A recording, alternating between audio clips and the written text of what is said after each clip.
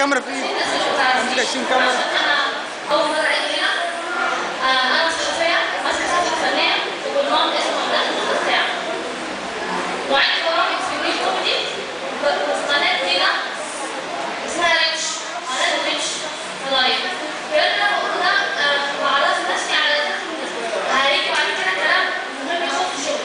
الاهم الاول احنا جايين النهارده نحتفل بالبطوله، طبعا انا مش هقدر اقول حاجه زياده عن الناس اللي قالتها والساده الاساتذه اللي اتكلموا، بس انا كل اللي هقدر اقول ان انا فخوره ان انا من مواليد 73 السنه اللي كان فيها حرب اكتوبر، وأقدم تحية للجيش من هنا، اللي لولا الجيش بتاعنا كان زماننا النهارده العراق واليمن وسوريا وليبيا تاني.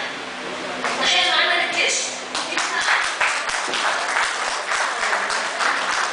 دلوقتي أنا حابة أكلمكم على إن مش لازم نقعد كل سنة نتكلم مثلا في اللي فات وفي أكتوبر وفي اللي فات، لا خالص. لازم نبتدي بقى نفكر في اللي جاي. يعني أنا سعيدة أوي إن أنا شايفة النهارده، شايفة شباب زي الفل، وبجد بذرة جميلة جدا للشباب بكرة هيبقى نفسي صح البلد. سعيدة بكل الناس اللي موجودة وسعيدة بتشجيع كل المواهب اللي حاضرة. وأحب بس أفهمكم حاجة، أنا ماسكة معد برامج في قناة ريتش فضائية. قناة ريتش الفضائية عملت مبادرة أو أنا قدمت مشروع برنامج للمواهب الشابة بيشمل جميع المواهب في جميع المجالات. هيبقى برنامج باسم فرصة عمرك. فرصة عمرك ده هنقدم مسابقة زي ذا فويس وزي المسابقات دي، بس احنا مختلفين.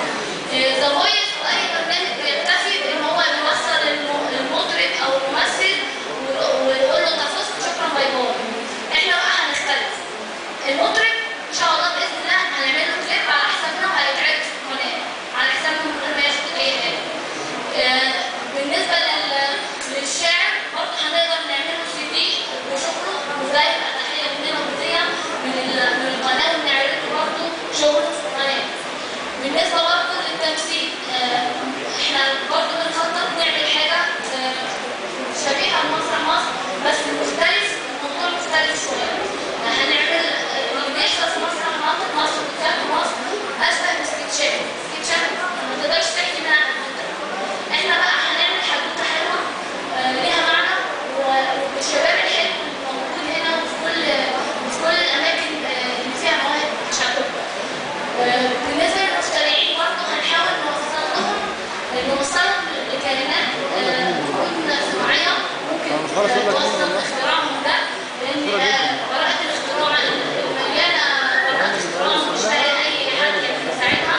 هنحاول نوصل الناس دي لحد ينتج لها شغلها، مش مجرد إن أنا أقول شكرا أنا خدت الاختراع وأقول على عارفة أقول تاني وتالت وعاشر. خلوا روح الدور دي طول الوقت جنب في قلبكم، اشتغلوا بيها لبكرة. مش عاوزين نعيش في اللي فات، خلينا في اللي جاي. شكرا.